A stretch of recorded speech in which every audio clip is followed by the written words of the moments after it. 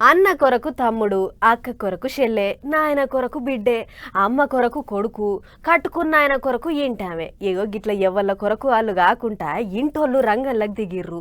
ఆయన వాళ్ళ కొరకు ప్రచారాలు చేస్తుర్రు. చూడుర్రి ఎంత తిప్పల పడుతున్నారు. లీడర్లు మీటింగులు పెట్టుకుంటా ముచ్చట్లు చెప్తుంటే అలా ఇంటోళ్ళు ఊళ్ళల్లో ఇంటింటికి తిరుగుకుంటా పబ్లిక్ కు ముచ్చట్లు చెప్తున్నారు. అట్టా మైబాదుల కాల్ పార్టీ తరపుకేంచి ఎంపీగా నిలబడ్డ మాలోతు కవితక్క కొరకు అక్కోళ్ళ బిడ్డ కొడుకు ఇంటింటికి తిరుగుకుంటా ప్రచారాలు చేస్తున్నారు. పబ్లిక్ లకు పోయి చేతుల్లో చేసి మాట్లాడుకుంటా మా అవ్వను గెలిపియ్యి అని పాంప్లెట్లు చేతిలో పెట్టి ఓట్లు అడుక్కుంటున్నారు. అగ చూడులి చెల్లె సల్లగిల్ల కొట్టి గిలాసల పోసి అక్కకిస్తుంది. తమ్ముడు పెంక మీద పిండేసి జొన్న రొట్టెలు చేస్తున్నాడు. కిరాణం కొట్లకు పోయి చాక్లెట్ల బేరం చేస్తున్నారు. పండ్ల దుకాణం కాడ గిరాకీ చేస్తున్నారు. అంతేకాదు పోయిన కాడల్లా పాంప్లెట్లు చేతిలో పెడుతున్నారు. రెండు చేతులతోని దండాలు పెడుతున్నారు. అమ్మకు ఓటెయ్యాలని పబ్లిక్ తన ఓట్లు అడుక్కుంటున్నారు. ఇక ఇదిట్టుంటే గిడి చూడోలి.